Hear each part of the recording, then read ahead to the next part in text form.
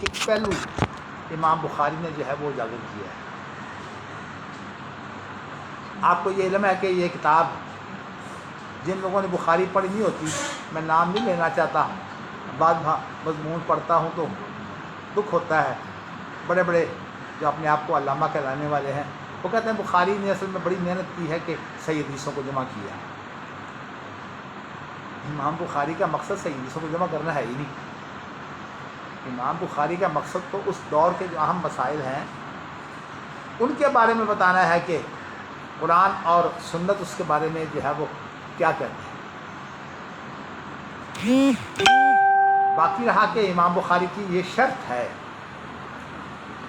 کہ جب وہ دلیل کے طور پر لاتے ہیں تو ان کا معیار دلیل کا چھوٹا نہیں ہوتا، وہ بہت اونچا ہوتا ہے۔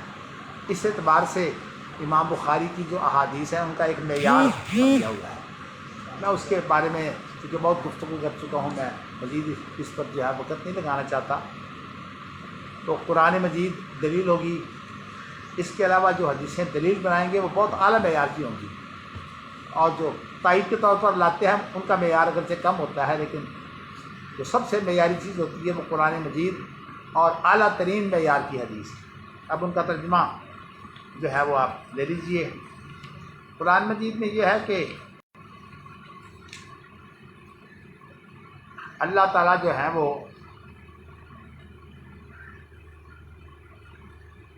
جو غلط کار لوگ ہیں انہیں کہیں گے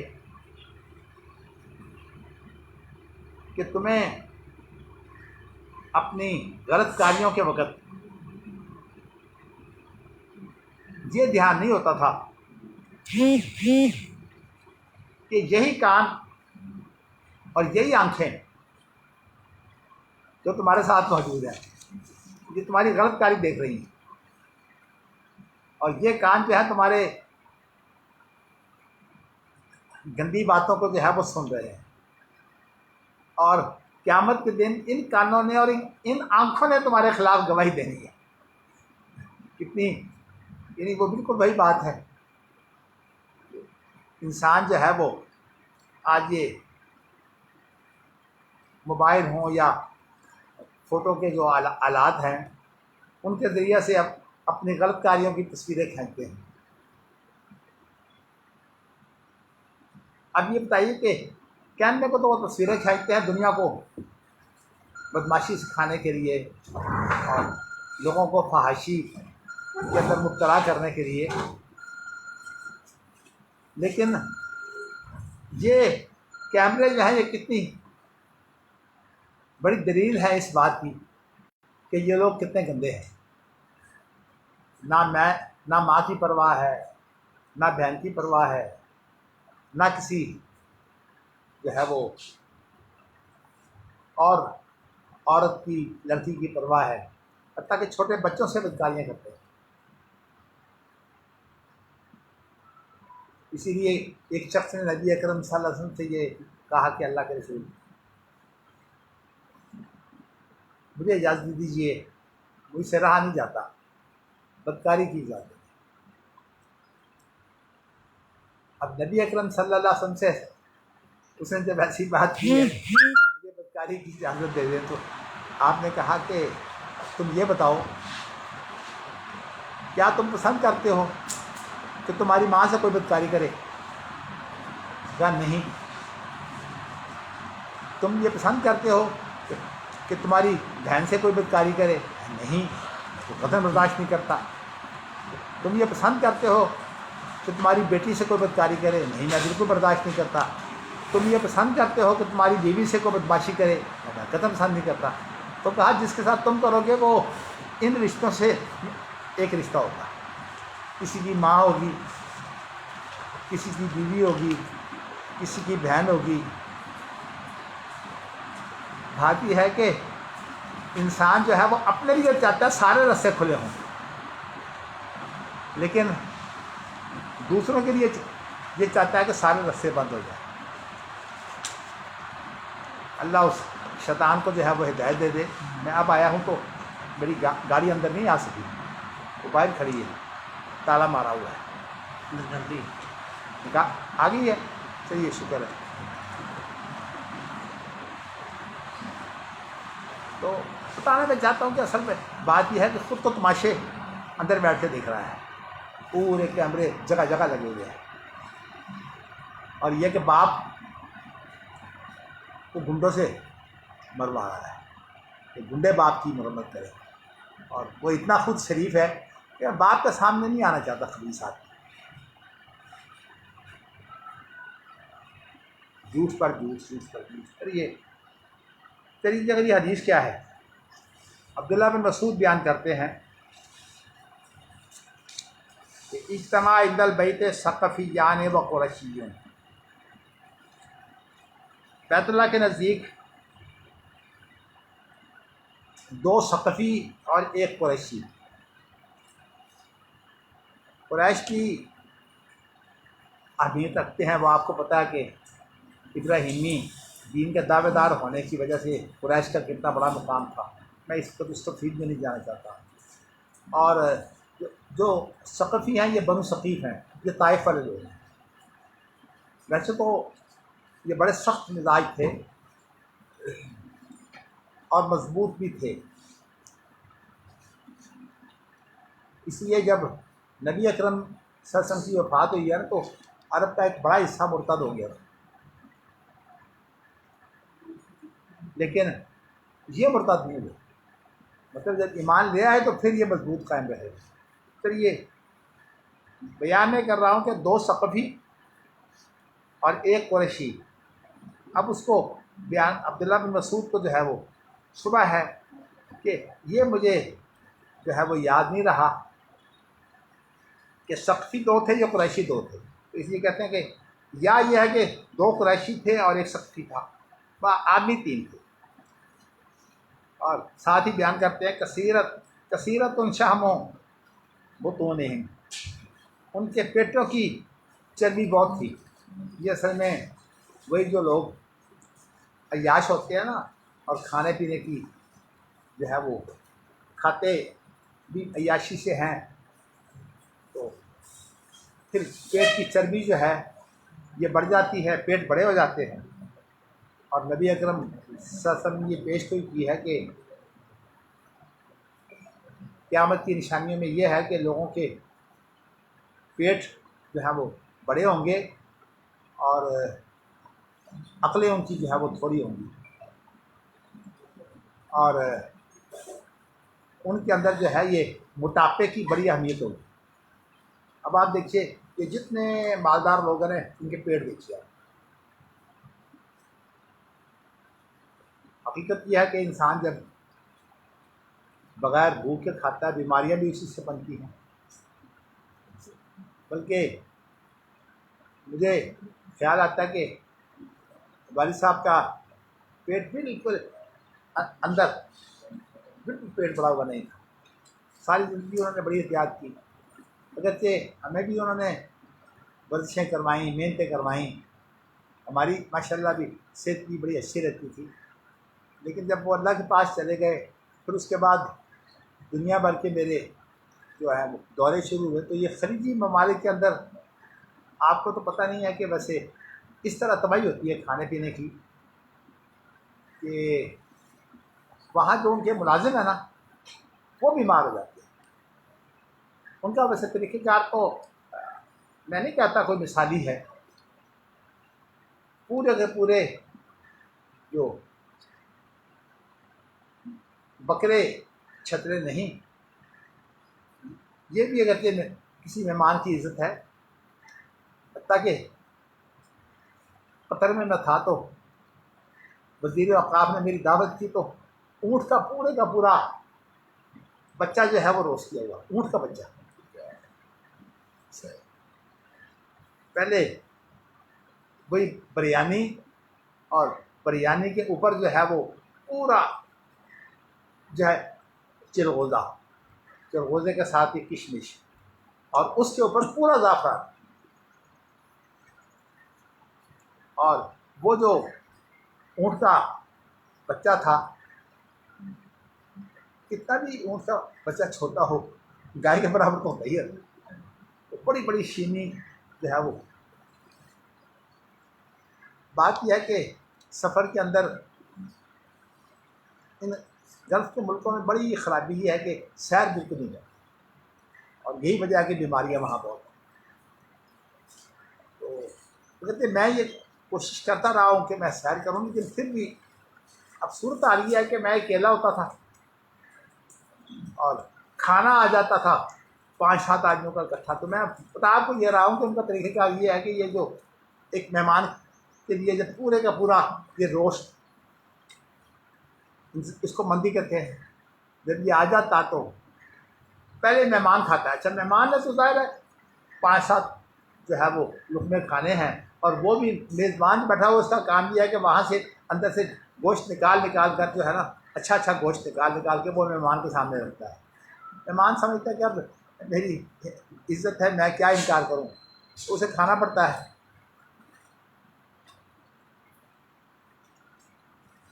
اس کے بعد پھر یہ ہوتا ہے کہ یہ جو کچھ بھی کھا چکے ہیں نا، چھریاں تو خیر ساتھ ہوتی ہیں کاٹنے کے لیے، وہ خود کاٹتے ہیں، بہت گرم ہوتا ہے، اس کو ہاتھ نہیں لگایا جا سکتا، چھریوں سے کاٹ کر۔ اور ہوتا یہ ہے کہ پورے مہمان کی عزت یہ ہے کہ اس کی آنکھیں بھی نہیں نکالنی، اس کی جو آنکھیں ہیں وہ بھی جو ہے وہ صاف کر کے، اس کا میدا بھی اور ہر چیز جو ہے وہ اسی کے اندر ہو۔ اس کے بعد کیا ہوتا ہے کہ پھر اس کے بعد یہ کھانا جب مہمان کھا چکتے ہیں، تقریباً سارے کے سارے ہی وہاں پڑا ہوتا ہے،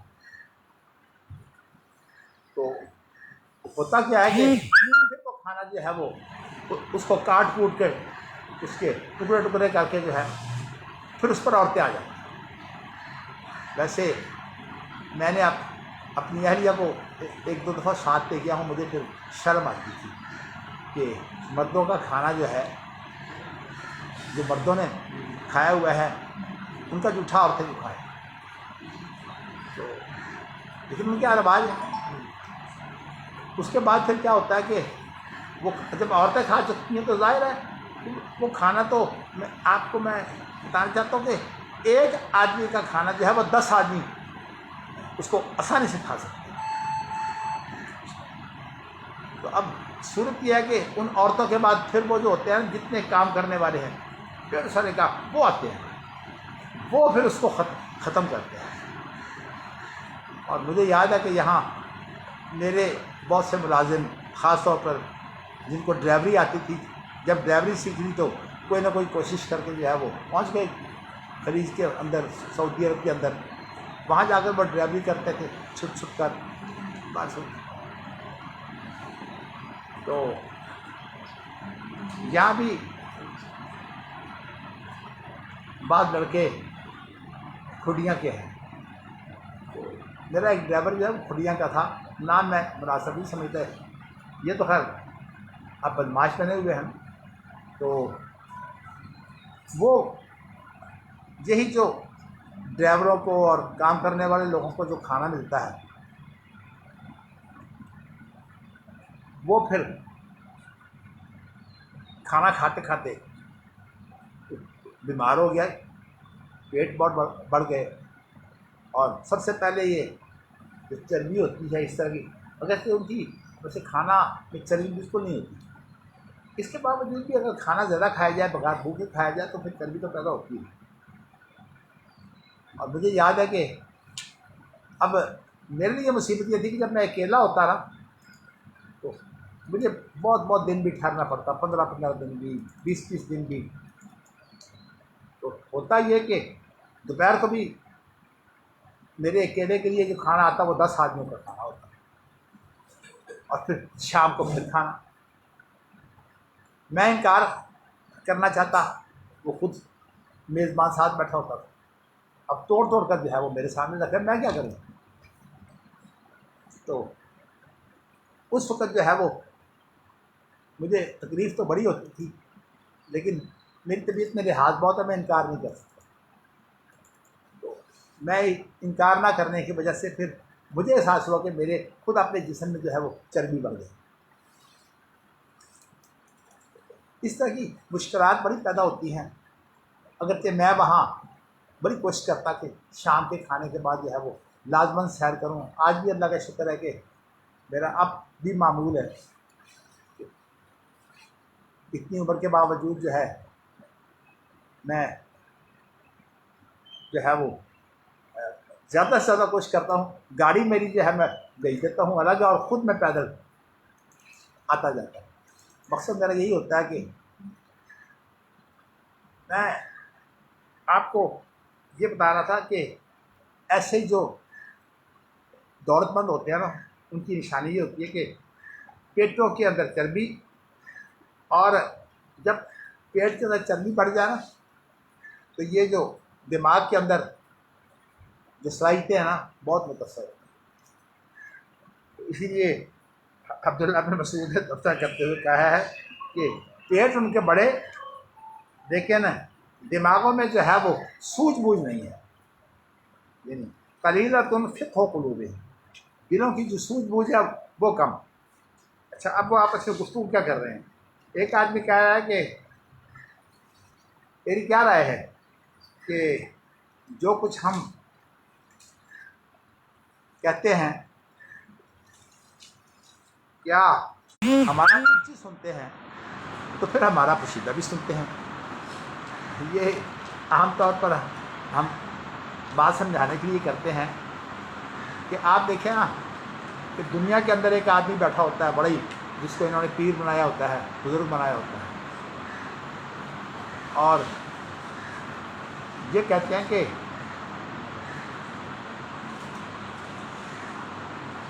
اس بزرگ کو تو کچھ پتہ نہیں لگتا، ذرا اوٹ میں ہو کر جو ہے وہ، حتیٰ کہ ایک دیوار کے پیچھے ہو کر جو ہے وہ بدکاریاں ہو رہی ہوتی ہیں، بلکہ وہی جو بنا ہوا بزرگ ہے وہ ان کی عورتوں سے بدکاریاں کرتے ہیں ذرا دیوار کے پیچھے۔ لیکن ہوتا کیا ہے کہ جب یہ مر جاتے ہیں تو اس کے بعد پھر انہیں دفن کر دیا جاتا ہے۔ اب یہ خاص طور پر یہ جو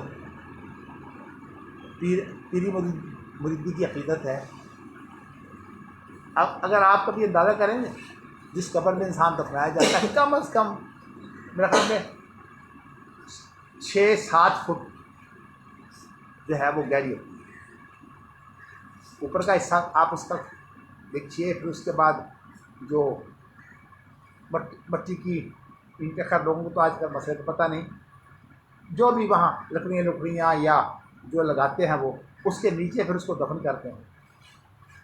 اچھا، وہ جو دیوار کے پیچھے تو بات سن نہیں سکتا، لیکن جب جو ہے اسے دفن کر دیتے ہیں تو پھر کہتے ہیں کہ اب یہ ہماری سنتا ہے، اس کی قبر پر جا کر۔ اگر تمہاری سنتا ہے تو قبر پر جا کر تمہاری اگر سنتا ہے تو پھر تم گھر بیٹھے کیا دو، وہاں کیوں نہیں سن سکتا؟ اس لیے کہ 6-7 فٹ مٹی کے اندر تو کوئی سوراخ بھی نہیں ہوتا جہاں سے کوئی آواز جا سکتی، تو کتنی بیوقوفی ہے کہ کبھی سمجھ نہیں آئے گی، اس لیے غور نہیں کرنا۔ بلکہ مجھے بڑا دکھ ہوا، میں نے تبلیغی جماعت کے ساتھ جو ہے وہ کئی سال میں نے کام کیا، میں آپ کو بتاؤں، میرا خیال یہ تھا کہ یہ لوگ کیونکہ نیکی کا شوق کرتے ہیں، اخلاق بھی ان کے کافی محنت ہوتی ہے، میں بڑوں کی بات نہیں کرتا، یہ عام تبلیغی جماعت میں جو مخلص لوگ ہیں ان کی بات کرتا ہوں، بڑے تو مجھے پتہ ہے جیسے ہوتے ہیں، مگر میں اس پر تبصرہ لمبا نہیں کرنا چاہتا۔ اب زیادہ ڈاکٹر، انجینئر وغیرہ جن کو جو ہے وہ سماجی معلومات کم ہوتی ہیں نا، وہ لوگ زیادہ متاثر ہوتے ہیں تبلیغی جماعت سے۔ تو میں انہیں ایک ہی بات کہتا کہ آپ جو ہے وہ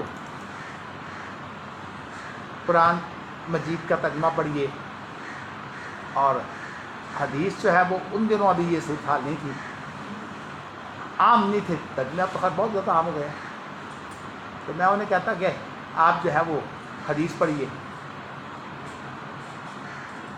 میں ایک عرصے تک انہیں یہ کہتا رہا کہ آپ قرآن پڑھیے یا حدیث پڑھیے۔ پہلی بات تو یہ آئی کہ کون پڑھائے گا؟ میں نے کہا میں آپ کو پڑھاؤں گا۔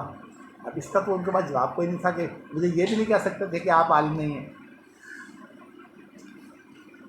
پھر جو ہے میں نے جب زیادہ ہی سوال کرتا رہا، چونکہ میں نے آپ کو کئی سال میں محنت کرنے پر، تو میں جب زیادہ ہی سوال کرتا رہا کہ بھئی آپ جو ہے وہ جب تک قرآن حدیث نہیں پڑھیں گے، بلکہ میں انہیں کہتا کہ تبلیغی جماعت کی جو ہے نا شہرت وہ بڑی اچھی ہے، حتیٰ کہ عرب ملکوں کے اندر بھی بڑے بڑے حکام جو ہیں وہ تبلیغی جماعت کی بڑی عزت کرتے ہیں، ہم کہتے ہیں کہ یہ مخلص لوگ ہوتے ہیں۔ لیکن وہاں صورتحال کیا ہے، وہاں وہ قرآن مجید پڑھتے ہیں اور ریاض الصالحین پڑھتے ہیں۔ ریاض الصالحین اخلاقیات کی کتاب ہے، حدیث کی کتاب ہے، اور قرآن مجید بھی اسی طرح۔ تو وہاں جو لوگ ہیں ان میں خیر ہے، ان کا عقیدہ بھی درست ہے۔ عام طور پر گلف کے اندر جو عقیدہ ہے وہ سلفی لوگ ہیں، عقیدہ ان کا درست ہوتا ہے۔ تو ریاض الصالحین اخلاقیات کو سنوارنے والی کتاب ہے۔ لیکن جب میں انہیں ذرا اصرار کرتا تو مجھے انہوں نے یہ بات کہی کہ بات یہ کہ ہمارے بزرگ جو ہیں خاص طور پر ان کا بڑا نام لیتے جو ان کے شیخ الحدیث بھی ہیں، مدینہ منورہ میں رہتے ہیں، کہ جی اصل بات یہ ہے کہ یہ لوگ جو ہے اللہ کے رسول کی قبر پر جاتے ہیں اور جا کر وہ اللہ کے رسول سے سن کر آتے ہیں، ہمیں حدیث پڑھنے کی ضرورت نہیں ہے۔ میں سوچتا کہ نبی اکرم صلی اللہ علیہ وسلم کے درمیان کم از کم جو فاصلہ ہوتا ہے وہ اس کو 15 فٹ تک ہوگا، اس لیے کہ آپ کی قبر جاری کے فوراً ساتھ نہیں ہے، ذرا پیچھے ہٹ کر ہے، کہ ادھر سے بھی 15 فٹ کا فرق ہے، ادھر سے بھی 15 فٹ کا فرق ہے۔ بھئی اگر وہ 15 فٹ کے فاصلے سے سنتے ہیں تو آپ جہاں بیٹھے ہوئے ہیں وہیں جو ہے وہ وہیں سے باتیں کر لیا کریں۔ اگرچہ میں انہیں کبھی کبھی کہتا کہ تم کیا حضرت علی رضی اللہ تعالیٰ عنہ سے بڑے بزرگ کو، اس لیے کہ ہے بھی یہ صوفی لوگ، اور تصوف کے سارے سلسلے جو ہیں وہ حضرت علی رضی اللہ تعالیٰ عنہ اس کے امام مانے جاتے ہیں۔ ایک نقشبندی سلسلہ ہے جس کے امام جو ہے وہ ابو بکر صدیق مانے جاتے ہیں، باقی ساری نسبت حضرت علی کی طرف ہے۔ تو میں کیا تھا کہ حضرت علی کا امیر معاویہ سے جو اختلاف ہوا تھا، امیر معاویہ بھی صحابی تھے، یہ کم از کم جا کر جو ہے وہ یہ اختلاف پیش کر کے ان سے حل کروا دیں۔ حدیثیں تو تم سن کے آتے ہو، کیا تمہارے فیصلے نہیں کرتے وہ؟ اس طرح کی باتیں کرتا ہے، لیکن بالکل عقل ماری جاتی ہے۔ اس طرح جو ہے جب کسی کو کہا جائے نا کہ تم جو ہے وہ ایسے کرو تو حکم یہ ملتا ہے کہ اچھا ان کو اتنے دورے کرواؤ کہ ان کی ماتی جو ہے وہ ماری جائے۔ ہمارے ہاں ایک قاری صاحب ہوتے تھے، 8-9 مہینے بچوں کو حفظ کرواتے تھے۔ تو مجھے کہنے لگے جی میں نے 40 دن کا جو ہے وہ دورہ کر رہا ہے۔ میں نے کہا بچوں کے تو سارے قرآن بھول جائیں گے۔ کہتے جی میرا ایمان خراب ہو گیا ہے۔ میں نے کہا آپ کیا کام کرتے ہیں؟ قرآن پڑھاتا ہوں۔ قرآن پڑھانے سے ایمان آپ کا خراب ہو گیا ہے؟ اگر قرآن سے آپ کا ایمان خراب ہو گیا تو کس چیز سے آپ کا ایمان درست ہوگا؟ کہتا میں دورہ کروں گا، بات لمبی نہ ہو جائے۔ پھر وہ کہنے کہ نہیں جی آپ رائے بن جائیے میرے ساتھ۔ میں چلیے یہاں جن کے بچے پڑھتے تھے وہ سارے بڑی انہوں نے گاڑی دی، 15-20 آدمی میرے ساتھ رائے بن چلے گئے۔ میں اس کا تفصیل میں نہیں جانا چاہتا، لیکن مختصر سی بات ہے، جو وہاں سب سے بڑے تھے نا ان سے جب میری ملاقات ہوئی تو انہوں نے کہا جی میں نے ان کی بات تو پہلے ان کو پتہ تھا، ہماری انہوں نے کوئی بات نہیں سنی۔ پونا گھنٹہ جو ہے وہ ہمیں تقریر کرتے رہے ہمارے بزرگوں کے بارے میں کہ وہ تبلیغی جماعت سے بہت محبت کرتے تھے۔ ویسے کہنے کے تو تبلیغی جماعت والوں سے میں بھی محبت کرتا ہوں، لیکن یہ نہ سمجھے کہ میں تبلیغی جماعت کے تمام اعمال کی تائید کرتا ہوں۔ مجھے یہاں ایسے لوگ موجود ہیں جن کا تعلق تبلیغی جماعت سے سارے مخلص ہو گئے، اس لیے ان سے محبت۔ تو خیر کہنے کو حکم یہ مل رہا ہے کہ آپ 40 دن کے بجائے 4 مہینے کا چلا تھا۔ مطلب ہے کہ ایک آدمی کو جو ہے وہ بالکل سوچ بچار میں ڈال، یعنی مطلب قرآن حدیث پڑھنے کے لیے تیار نہیں ہے۔ اب تو ایک قرآن حدیث کے بغیر ایمان کیسے بڑھے گا؟ اور جو بچوں کو قرآن حفظ کرواتا ہے اس کا ایمان خراب ہو جاتا ہے۔ چلوں سے بات اللہ تعالیٰ ہدایت دے۔ یہ چیزیں جو ہے نا یہ سب میں مجھے پھر اس کے بعد دور کر دی۔ میں نے کہا یہ تو مت ماری ہوئی ہے ان لوگوں کی، اور لیتے زیادہ آدمی وہی ہوتے ہیں جو دانشور نہیں ہوتے۔ دانشور کم قابو آتے ہیں، زیادہ یہ انجینئر ڈاکٹر اس طرح کے جو لوگ ہوتے ہیں ان کو اپنے فن کے علاوہ اور کچھ پتہ نہیں ہوتا، یہی زیادہ جو ہے وقیدت مند ہوتے ہیں۔ چلیے میں نے آپ کو یہ بات اس لیے سنائی ہے کہ اب اللہ تعالیٰ، اب جو تیسرا آدمی یہ کہتا ہے اگر ہماری جو ہے وہ اونچی سنتا ہے تو پھر قریب نزدیکی بھی سنتا ہے. مطلب اس کا یہ تھا کہ اللہ تو عرش پر ہے، مراد اس کی یہ تھی کہ اللہ تو عرش پر، اور عرش کتنا اونچا ہے، تو اگر ہم اونچی بولے تو اللہ سن لے، ہماری اونچی آواز تو تھوڑی دور تک جا کے نا ختم ہو جاتی ہے. آپ کو پتہ ہے کہ ہماری نظر جو ہے اس کا فاصلہ کتنا ہے جہاں تک ہم دیکھتے ہیں؟ 1 میل. اب تو خیر کلو میٹر چل پڑے ہیں نا. یہ میل کا معنی یہ ہوتا ہے کہ وہاں جا کر ہماری نظر جو ہے یہ جھک جاتی ہے. میل کے معنی جھکنے کے ہے. اس کے بعد پھر آپ کی نظر کام نہیں کرتی، یعنی مطلب صحیح کام نہیں کرتی.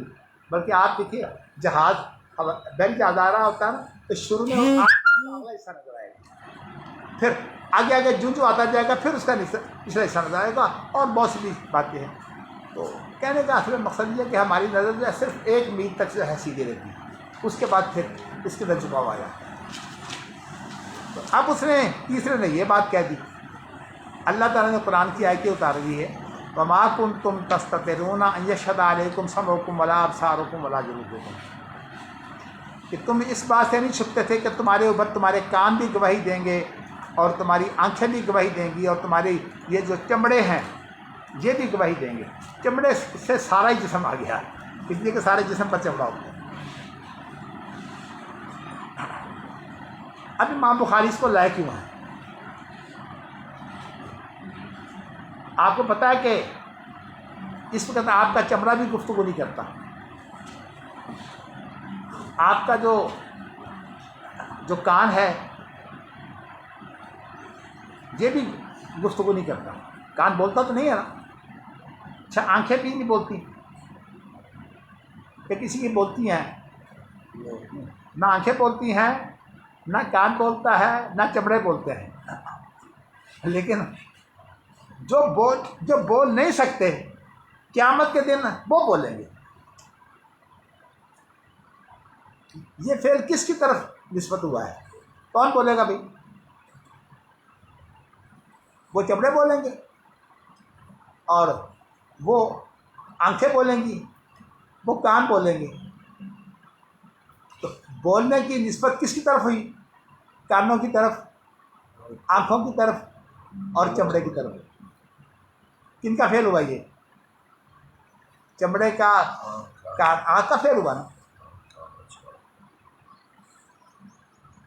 تو اس سے یہ بتایا ہے کہ امام بخاری چونکہ بہت زیادہ، بلکہ جو امام احمد بن حنبل کے زیادہ پیروکار تھے نا، وہی امام بخاری کے بہت خلاف ہو گئے.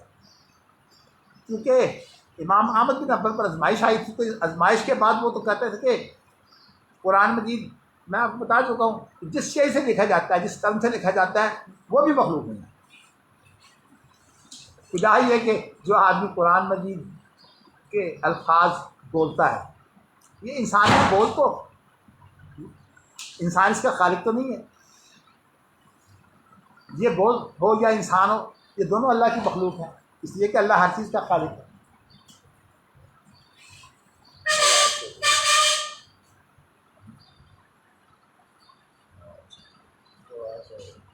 ہوا کی وجہ سے کوئی نہیں.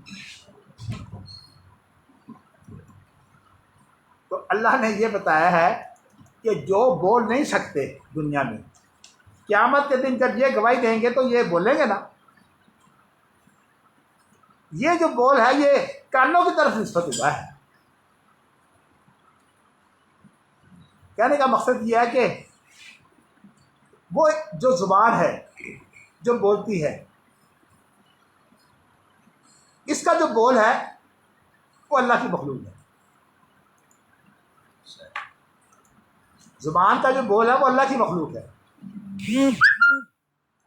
اور حالانکہ زبان بولتی ہے، لیکن یہاں زبانوں کا ذکر نہیں آیا، وہ اس لیے وہ تو دنیا میں بھی بولتی ہے. یا ان چیزوں کا ذکر آیا جو دنیا میں نہیں بولتے. تو اگر وہ بولیں گے تو اس بول کی نسبت کس کی طرف ہوگی؟ ان کی طرف، کانوں کی طرف، آنکھوں کی طرف، چمڑے کی طرف.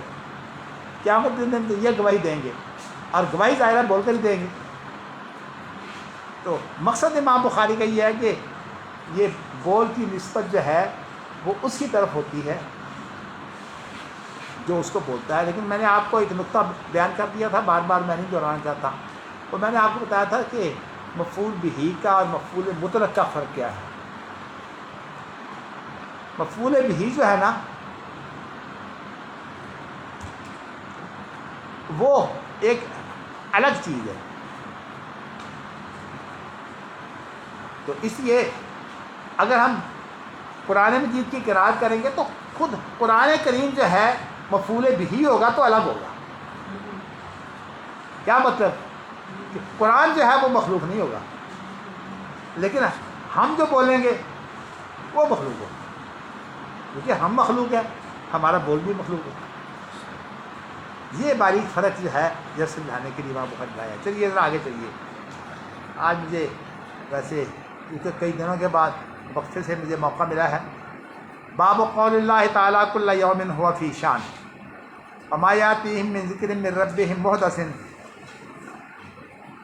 اور اسی طرح اللہ کا قول لعل اللہ یحدث بعد ذلک امرا وان حدثہ لا یشبہ حدث المخلوقین لقولہ تعالیٰ لیس کمثلہ شیء وہو السمیع البصیر. وقال ابن مسعود عن النبی صلی اللہ علیہ وسلم ان اللہ یحدث من امرہ ما یشاء وان مما احدث اللہ تکلموا فی الصلاۃ. یہ اصل میں سارا جو ہے امام بخاری نے باب بھی قائم کیا ہے، اور باب کے مختلف پہلوؤں کی وضاحت جب کی جاتی ہے تو اس کو ترجمۃ الباب کہتے ہیں. صاحب ترجمۃ الباب کے اندر بھی قرآن کی آیتیں بھی موجود ہیں، اور بعض احادیث جو ہے وہ جب ترجمۃ الباب میں ذکر کرتے ہیں تو اس کی سند پھر پوری ذکر نہیں کرتے. معلقات جو ہے وہ بھی ذکر ہیں. تو اصل موضوع یہ ہے کہ اللہ کی ہر روز ایک نئی شان ہوتی ہے. شان کا لفظ آپ اردو میں سمجھتے ہیں، اس لیے میں نے یہی مناسب سمجھا کہ شان کے ویسے معنی تو حالت کے ہوتے ہیں، اور مگر میں آپ کو بتاؤں کہ ہمارے لوگ حفظ کر لیتے ہیں، لیکن بعض لوگ صرف حفظ کرتے ہیں، انہیں اتنا بھی پتہ نہیں ہوتا قرآن مجید کا مفہوم کیا ہے. ہمارے ہاں ایک شخص جو ہے وہ علامہ کہلاتا ہے. اس سے زیادہ میں اگر بات کروں گا تو پھر آپ کے ذہن میں وہ شخص آ جائے گا. میں نہیں چاہتا کہ اس کا تعارف ہو. بہت بڑا علامہ ہے، اور اہل حدیثوں کی بہت بڑی تعداد ہے وہ اس کو مانتی ہے. وہ جو انا اعطیناک الکوثر فصلی لربک وانحر انا شأنک هو الابتر پڑھتا تھا. میں نے اسے کہا کہ یہ شأن نہیں ہے. قرآن کا حافظ ہے، وہ تراویح بھی پڑھاتا ہے.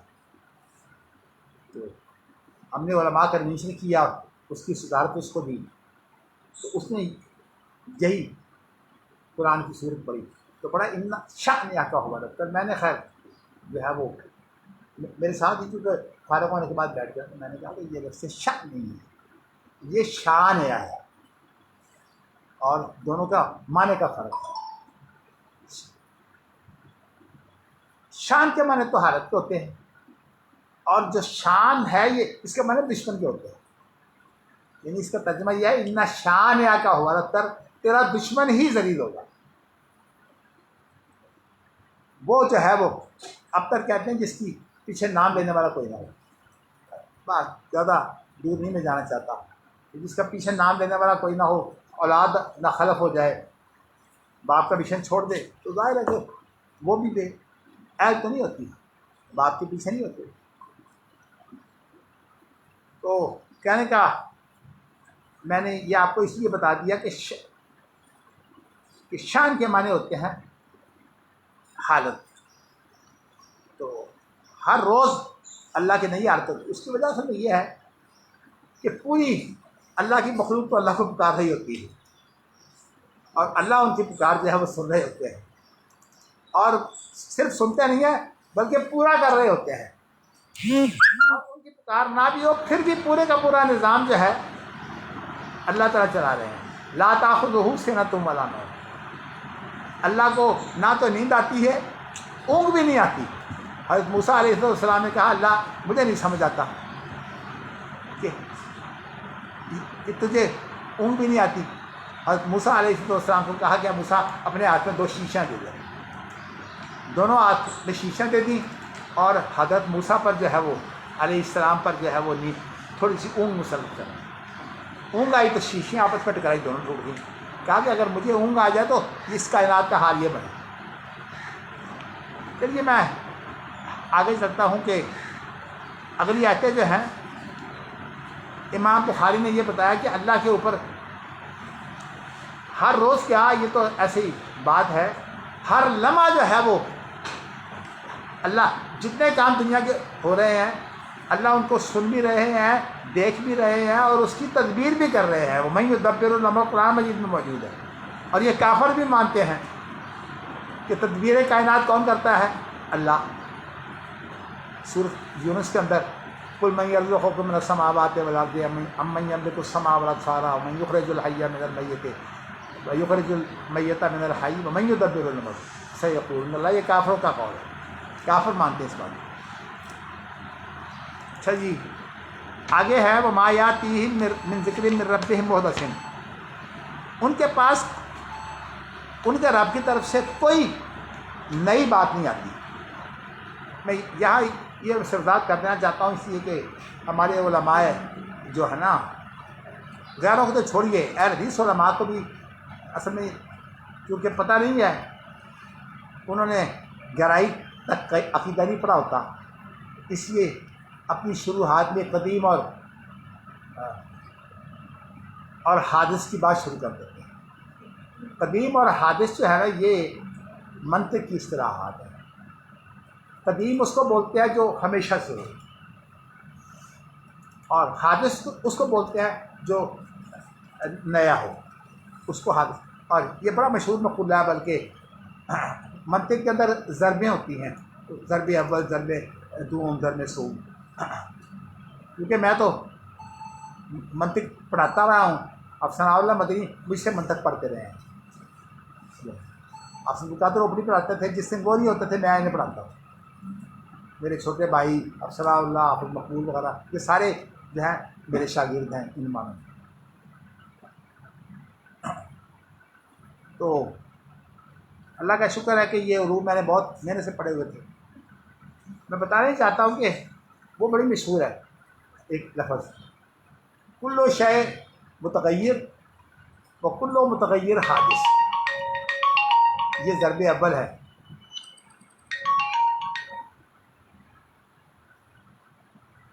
کہ ہر چیز جو ہے وہ بدلنے والی ہے، اور جس کے اندر تبدیلی آئے گی وہ فانی ہے. یہ جو ہے اس کا مفہوم ہے. لیکن یہ منطق کی اصطلاحات ہے. ہمارے ہاں لفظ قدیم قرآن مجید میں موجود ہے، اور لفظ محدث بھی قرآن مجید میں موجود ہے، لیکن یہ منطق کی اصطلاح نہیں ہے. جن لوگوں نے اس کی تشریح منطق کی اصطلاح سے کی ہے وہ غلط ہے. میں ویسے نام نہیں لیتا، میں نے جو ہے وہ میری عادت ہے کہ آج کل میں خاص طور پر چونکہ حدیثوں کو عقیدے کی سمجھ کم ہوتی ہے، اس لیے میں جب ان کی کتابیں دیکھتا ہوں تو انہی اصطلاحات کے اندر گفتگو کرتے ہیں. میں کہتا ہوں انا اللہ راجعون، یہی اصطلاحات تو گمراہی کا باعث بنی ہیں، اور انہی کو آپ استعمال کرتے ہیں قدیم اور حادث کو. اس لیے میں تو جو ہے نہ قدیم اور حادث کی، ہاں میری قرآن مجید میں لفظ قدیم آیا لیکن پرانے کے بارے میں آیا ہے، ہمیشہ سے کے معنی میں نہیں ہے. قدیم کا معنی پرانے ہیں. تو ہم کہتے ہیں یہ تو بہت قدیم بات ہے، کیا مطلب بہت پرانی بات ہے. اور محدث کا معنی یہ ہے کہ یہ نئی بات ہے. ہمارے ہاں یہ اردو میں قدیم اور جدید کے لفظ استعمال ہوتے ہیں، یہ بھی عربی کے ہیں، لیکن ان کے معنی بالکل اور ہیں. منطقی اصطلاح تو گمراہی ہے. اور اسی لیے بعض جگہ پر میں آپ کو نشان بھی لگا دیتا ہوں. یہ کہتے ہیں کہ اللہ ہمیشہ سے عدل سے متکلم ہے. بڑی غلط بات ہے یہ تشریح کرنی. اللہ تعالیٰ جو ہے وہ اول والآخر ہے. قرآن کی یہ اصطلاح ہے. اول کا معنی جس سے پہلے کوئی نہیں، اور آخر کا معنی جس کے بعد کوئی نہیں. آپ حدیث میں پڑھ چکے ہیں، یہ گزر چکے ہیں، یہ بات پہلے تفصیلی ہے. لیکن اس کے معنی قرآن مجید میں جو ہے وہ نئی چیز کے ہیں. جیسے ہم کہتے ہیں قدیم اور جدید، ہم منطق کی اصطلاح میں گفتگو نہیں کرتے. یہ تو نئی چیز ہے اور یہ پرانی چیز ہے.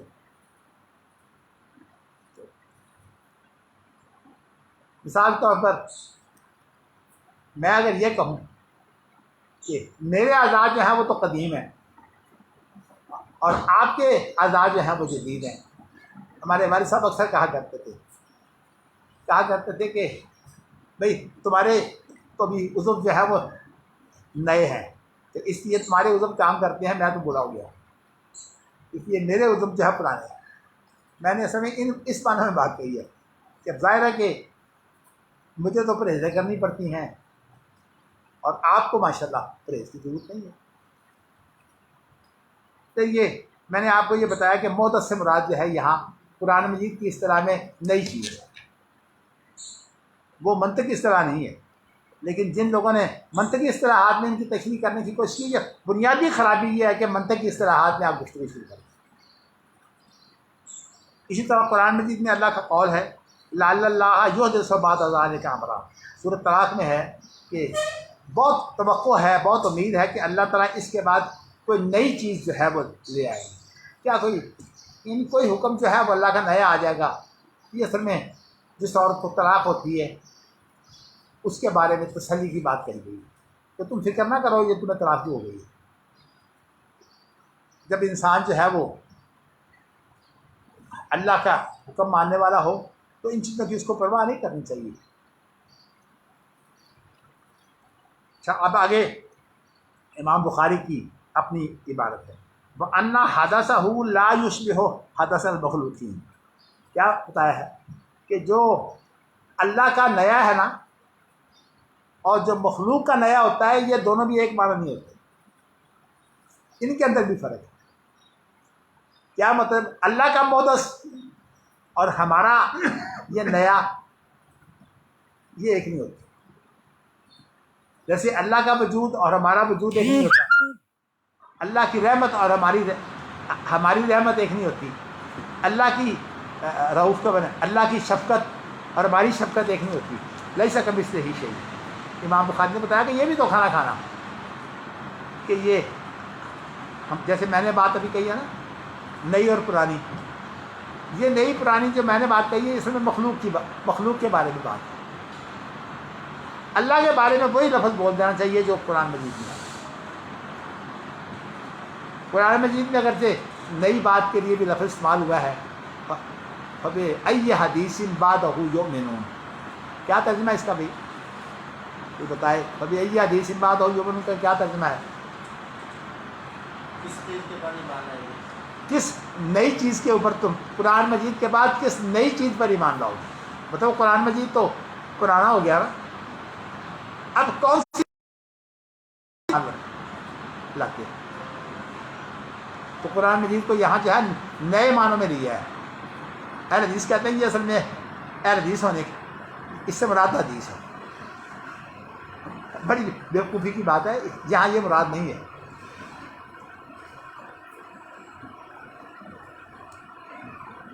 اصل میں یہ دعوے جو ہیں نا اس طرح کے غلط دعوے ہوتے ہیں ظاہروں میں جو ہے وہ اکثر صحیح ہوتی ہے. تو عبداللہ بن مسعود نے اللہ کے رسول سے بیان کیا ہے کہ اللہ تعالیٰ جو ہے وہ یحدث من امرہ ما یشاء. اپنی مشیت کے مطابق اللہ جس کام کو جس حکم کے بارے میں چاہتے ہیں اللہ نیا حکم دیتے رہتے ہیں. دیکھو نا، امر اللہ کا امر جو ہے، اللہ کا حکم، وہ نئے سے نئے حکم آتے ہیں۔ اللہ کا حکم جو ہے وہ یہ نہیں ہوتا کہ ہمیشہ سے ہے۔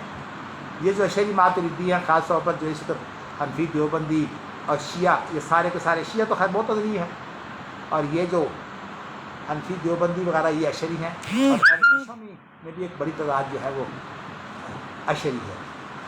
تو لیکن ان کو پتہ نہیں ہے کہ اصل صحیح جو عقیدہ ہے وہ کیا ہے۔ تو اور اس کی وجہ اصل میں بنیادی خرابی یہ ہے کہ وہ منطق اور فلسفہ سے دھوکہ کھا گیا۔ تو اللہ تعالیٰ نے بہر بڑی مہربانی کی ہے کہ ہمیں ہمارے بزرگوں نے جو کچھ سکھایا وہ یہ سکھایا کہ منطق فلسفہ سے کوئی تعبیر نہیں کرتی۔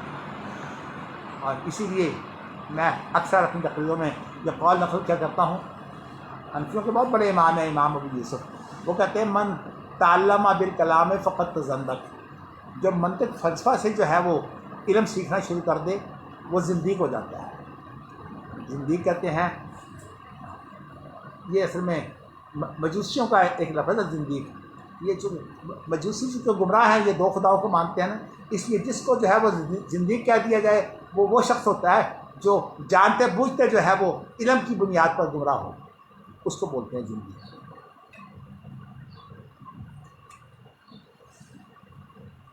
ہمارے ہاں اس کے مقابلے میں لفظ ہے صدیق، لیکن عربی زبان کا لفظ زندیق کس معنی میں ہوتا ہے؟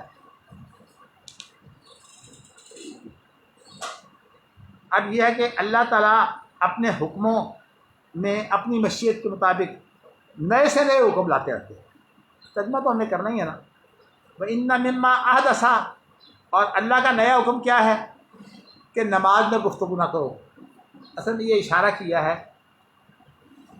عبداللہ بن مسعود نے، پہلے نماز میں گفتگو کرنے کی اجازت تھی۔ لوگ نماز پڑھ رہے ہوتے ہیں تو جو پیچھے آتا نا تو آ کر پوچھتا کہ کتنی رکعتیں ہو چکی ہیں، تو اسے کہتے کہ اتنی رکعتیں ہو چکی ہیں۔ نماز میں گفتگو پہلے جائز تھی، اور بھی اس طرح کی باتیں پوچھ لیتے تھے نماز میں۔ تو اب نیا حکم کیا آیا ہے؟ نیا حکم یہ آیا ہے کہ نماز میں گفتگو منع ہوگی۔ باقی اور مسائل بھی ہیں، لیکن مجھے پتہ ہے کہ آج جو ہے وہ باتیں لمبی ہو رہی ہیں، میں نے اس حدیث کا ترجمہ جو آگے ہے وہ بھی کرنا ہے۔ چلیے جی، حدثنا علی بن عبداللہ حدثنا حاتم بن مردانہ حدثنا ایوب ہے، یہاں غلط لکھا ہوا ہے ایوب ہے، عن اکرمہ عن ابن عباس رضی اللہ عنہما قال کیف تسألون اہل الکتاب عن کتبہم وانکم کتاب اللہ اقرب الکتب عہدا بانہ تقرؤونہ مہدا لم یشب۔ ترجمہ بڑا معروف ہے، لیکن امام بخاری اس سے کیا ثابت کرنا چاہتے ہیں وہ وہاں لفظ عبداللہ بن عباس روایت کرتے ہیں کہ انہوں نے، عبداللہ بن عباس نے، یہ کلام ان کی ہے عبداللہ بن عباس کی، کہ عبداللہ بن عباس یہ کہتے ہیں کہ تم اہل کتاب یہود و نصارہ سے کیوں پوچھتے ہو؟ ان کی کتابوں کے حوالے تم کیوں پوچھتے ہو کہ ان کی کتاب میں یہ لکھا ہوا ہے، ان کی کتاب میں یہ لکھا ہوا ہے؟ جیسے ہمارے یہاں جو لوگ بھٹک گئے ہوئے ہیں، میں لفظ ذرا ہلکا جاتا تھا، امین حسن اصلاحی وغیرہ، حمید الدین اصلاحی وغیرہ، یہ حدیث کو اہمیت نہیں دیتے، تورات انجیل کو اس سے زیادہ اہمیت دیتے، اور اسی لیے جگہ جگہ تورات اور انجیل کے حوالے دیے ہوئے ہیں۔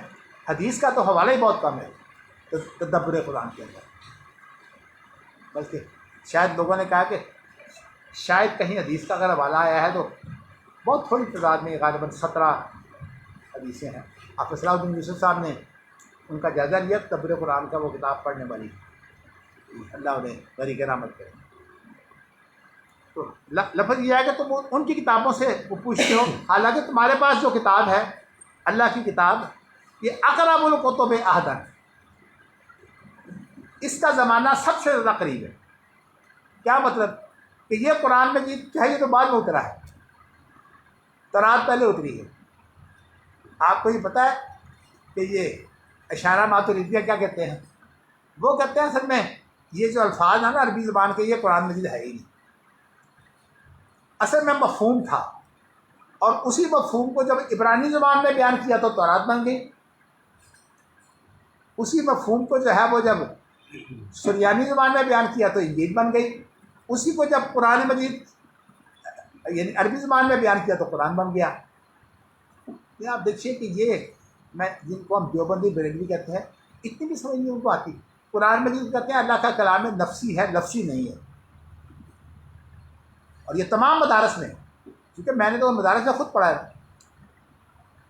میں جامعہ ہرشم میں بھی پڑھا ہوں، میں جامعہ مدنیہ میں بھی میں نے پڑھا ہے۔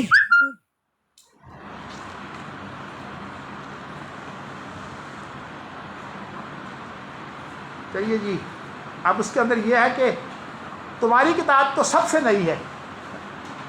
یہاں یہ بتایا ہے کہ قرآن مجید جو ہے وہ بھی نیا ہے، لیکن میں وہ حادث نہیں کہوں گا، اس لیے کہ حادث چاہیے اس کے پھر معنی کچھ اور بن جاتے ہیں، چھوڑیے اس کو، میں لفظ حادث اور اس جو منطق کی اصطلاح ہے میں اس کے ساتھ تشریح نہیں کروں گا۔ اللہ انہیں ہدایت دے جو منطق فلسفے سے جو ہے وہ تشریح کر کے خود بھی بھٹک جاتے ہیں، دوسروں کو بھی بھٹکاتے ہیں۔ اور آگے کیا کہا ہے کہ آدم باللہ ہے، یہ اللہ کی طرف سے ایک بہت ضروری بات ہے، جو بہت ضروری بات ہے نا اس کو بھی عہد کرتے ہیں۔ واحدنا الی ابراہیم و اسماعیل ان طاہرہ، ہم نے ابراہیم اور اسماعیل کو بہت ضروری یہ ہدایت دی تھی کہ تم میرے گھر کو جو ہے وہ پاک کرو، بیت اللہ تقرؤنہ مہدن، جب تم اس کو پڑھتے ہو تو یہ محض ہے، کیا مطلب اس کے اندر کوئی ملاوٹ نہیں ہے۔ لم یشب آگے لفظ یہ شب کے معنی ملاوٹ کے ہوتے ہیں، یعنی یہ محض کہتے ہیں خالی کو، بالکل ہر چیز سے خالی کہتے ہیں، محض یہی بات ہے، اردو میں بولتے ہیں محض یہی بات ہے، صرف یہی بات ہے، یہ جو ہے یہ محض ہے، اس کے اندر کوئی رکاوٹ نہیں۔ کیا مطلب کہ تورات انجیل تو کچھ کی کچھ بن گئی ہوئی ہے تبدیلیوں کے ساتھ، آگے وہ حدیث پھر لا رہے ہیں آگے۔ تو یہ جو ہے نا اقرب الکتب، یہ لفظ جو ہے یہ مال شاعر ہے کہ یہ تمام ایرانی کتابوں میں سب سے نئی ہے، تو قرآن مجید تو خود نئی چیز ہے۔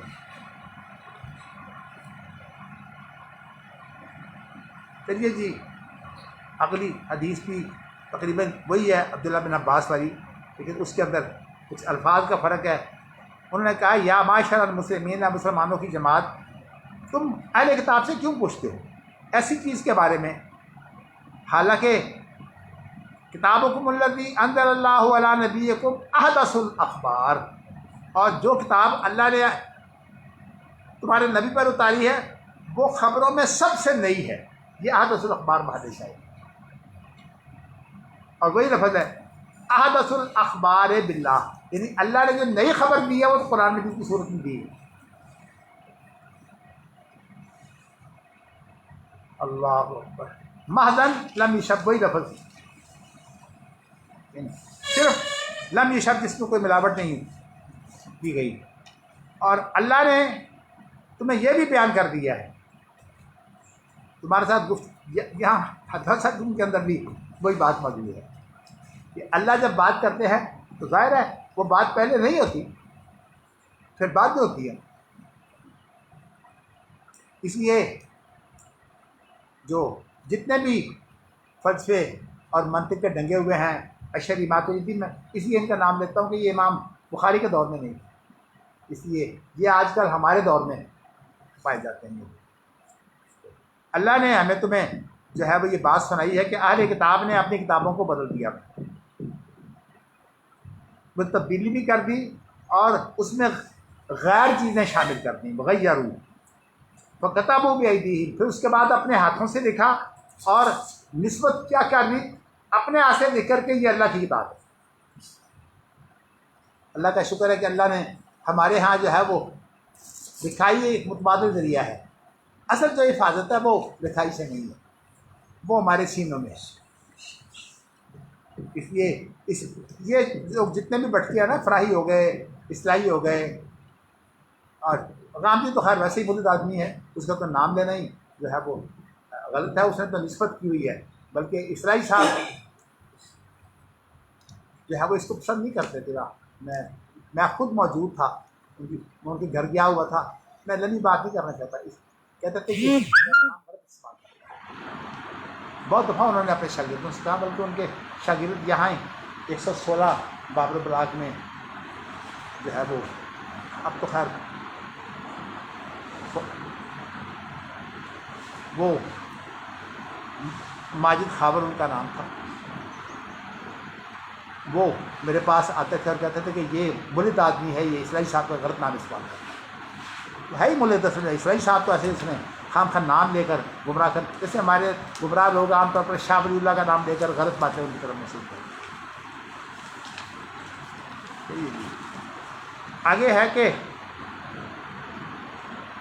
کہتے کیا ہے، ہوا من عند اللہ، تاکہ اس کے ساتھ تھوڑا مور یعنی دنیا کا مال کمائیں۔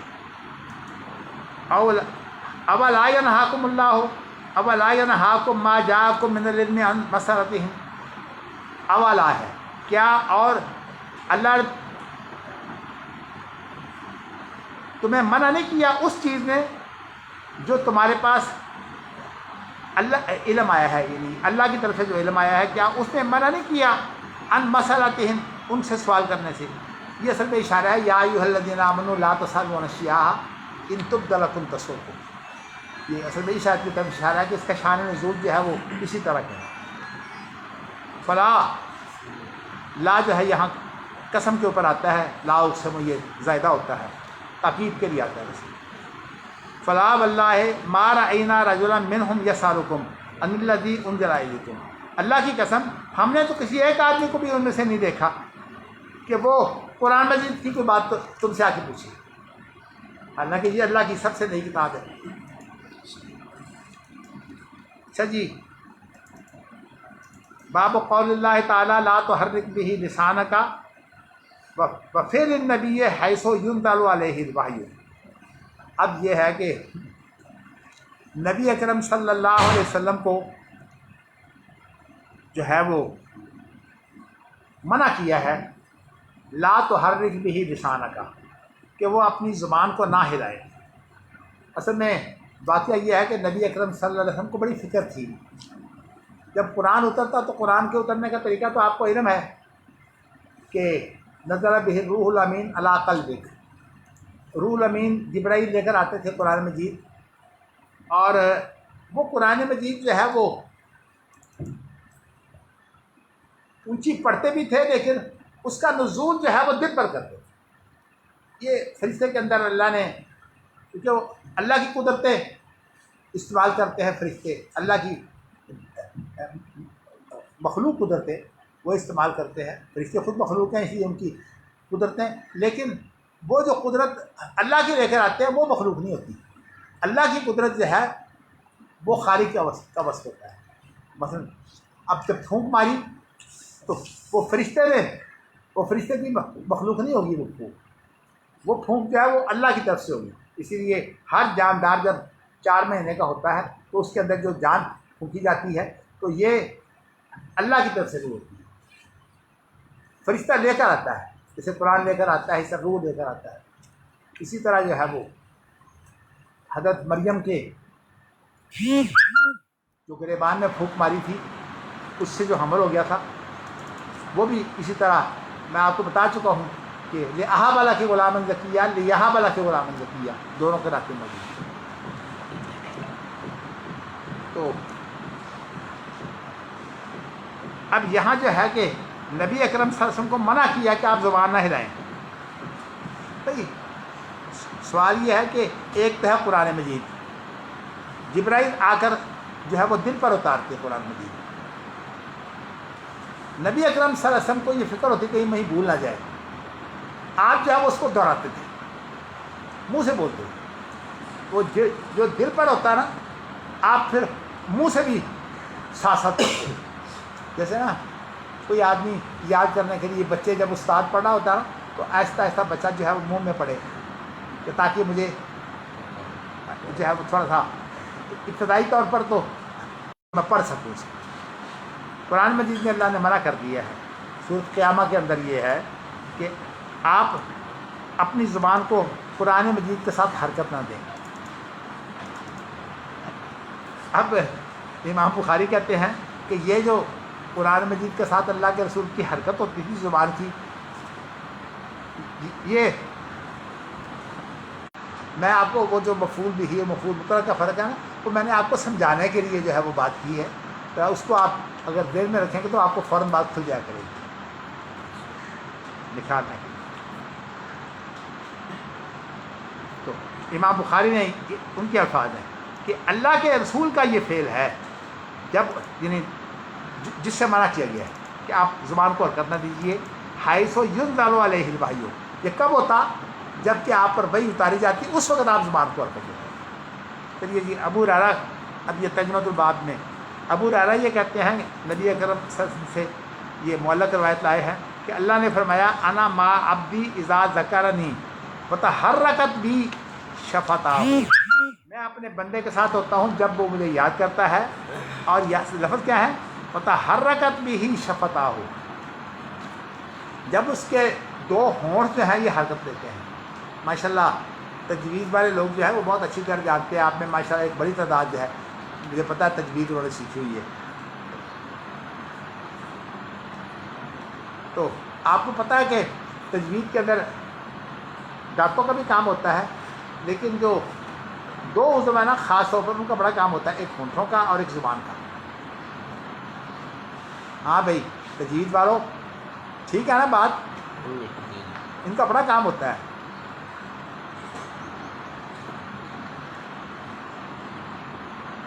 تو متحرکت بھی شفتاہ، لیکن ہمیں جو نظر آتا ہے وہ ہونٹ نظر آتے ہیں، زبان تو ہمیں نظر نہیں آتی، وہ اندر ہوتی ہے.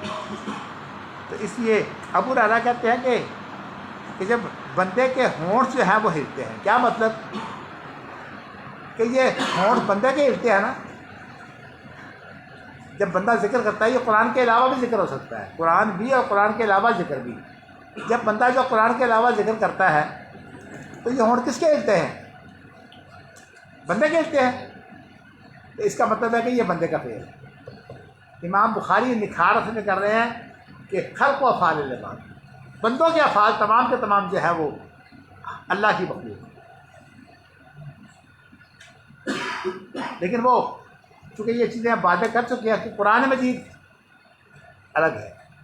میں آپ کو یہ بار بار اس لیے کہتا ہوں تاکہ مغالطہ نہ ہو جائے آپ کو. اچھا، اب اس کے بعد جو ہے وہ عبداللہ بن عباس کی حدیث لے آئے ہیں. ان کی حدیث پہلے بھی 2 دفعہ آئی ہے، لیکن اب یہاں جو ہے وہ اس کی تفسیر کے طور پر آئی ہے. عبداللہ بن عباس نے اللہ کے اس قول کی تشریح کرتے ہوئے لا تحرک بہ لسانک، آپ نے فرمایا کان النبی یعالج من التنزیل شدۃ وکان یحرک شفتیہ. یہاں ایک بات جو ہے وہ آئی تھی، وہ جو حدیث تھی نا حدثنا علی بن عبداللہ ہے، میں ایک بات وہاں واضح کر دینا چاہتا ہوں. یہ حدیث جو ہے یہ موقوف ہے، یہ نبی اکرم صلی اللہ علیہ وسلم سے یہ نہیں دی گئی. عبداللہ بن عباس کا اپنا قول ہے، لیکن اس قول کو عبداللہ بن عباس کی نئی حدیث جو ہے یہ اس کا مفہوم ہے، اس لیے وہ حدیث جو ہے مرفوع ہے. اس لیے جو پہلی بات ہے نا حدثنا، یہ بات بھی آپ یوں سمجھ لیجیے کہ یہ بھی تجمۃ الباب کا حصہ ہے، موقوف ہے. امام بخاری کی جو شرط ہے وہ یہ ہے کہ وہ حدیث مسند لاتے ہیں. ایک بات یہ ہو سکتی ہے کہ کیونکہ معنوی طور پر اگلی حدیث جو ہے اس میں تفصیل موجود ہے اور اس کے اندر تصریحات موجود ہے کہ وہ اللہ کے رسول سے دی گئی ہے، تو یہ اسی کا مفہوم ہے.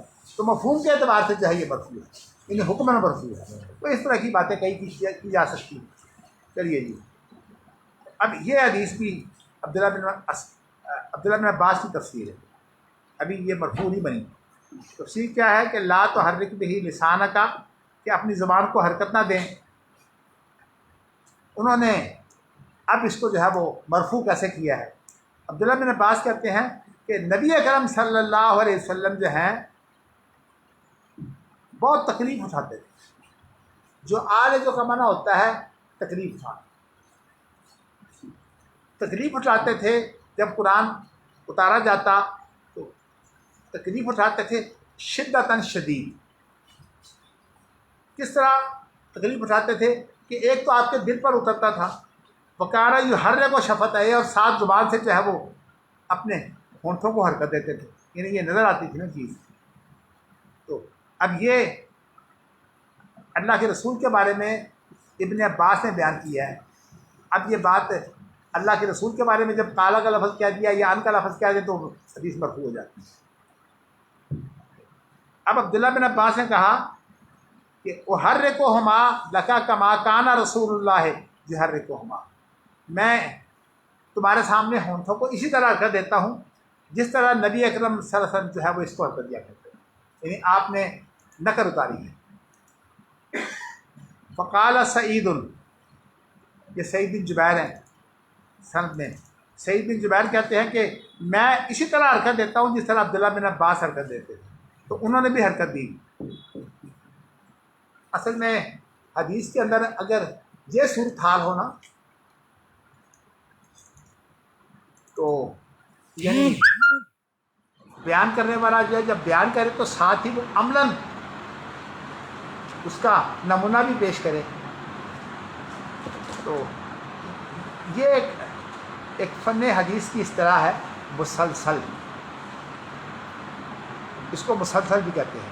مسلسل کا معنی یہ ہے کہ ہر آدمی جو ہے جب حدیث بیان کرتے ہوئے جو ہے وہ ساتھ ساتھ جو ہے وہ اس کا نمونہ بھی پیش کر رہا ہے.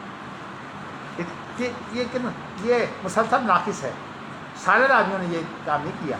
اگر سارے راوی کریں تو مسلسل تام ہوگی.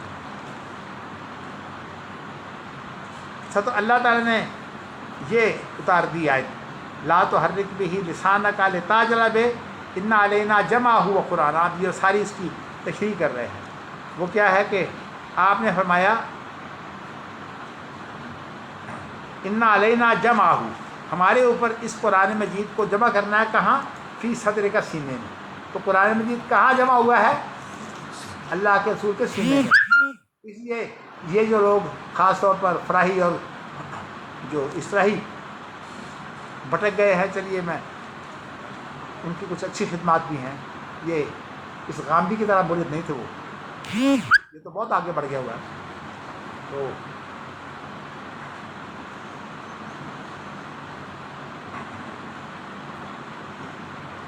سینے میں جو ہے وہ جمع کرنا یہ ہماری ذمہ داری ہے. ثم تقرؤہ، پھر تم اس کو پڑھو گے. اچھا، اس کو پھر آگے بیان کیا ہے فَإِذَا قَرَأْنَاهُ فَاتَّبِعْ قُرْآنَهُ. یہ مطلب ہے تیرے سینے میں ہم نے جمع کر دیا ہے، تم سینے میں جو ہم نے جمع کر دیا تو وہ خود بخود تم اس کو پڑھ سکو گے. یہاں یہ تسلی دی ہے. فَإِذَا قَرَأْنَاهُ، تو تمہارا طریقہ کار کیا ہونا چاہیے کہ جب ہم پڑھیں تو فَاتَّبِعْ قُرْآنَهُ، تو اس پڑھنے کی پیروی کرو.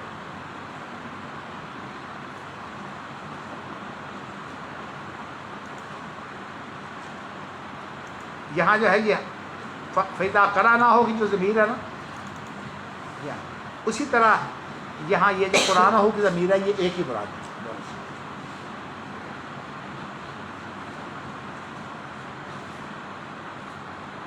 قال، پھر عبداللہ بن عباس نے یہ بیان کیا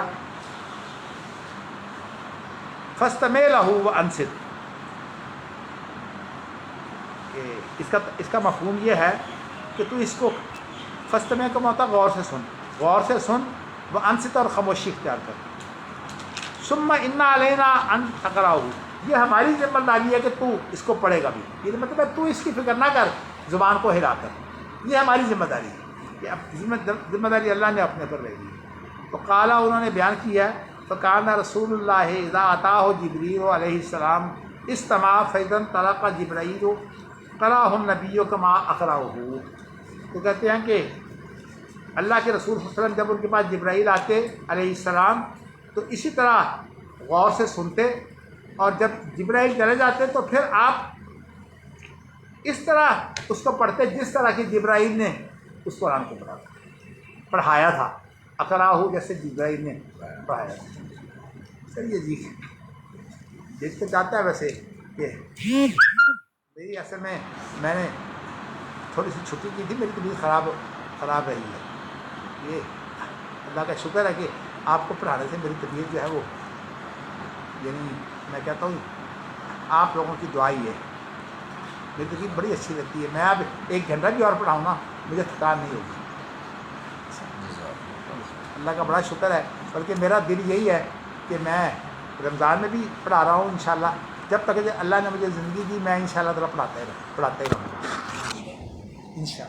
انشاءاللہ.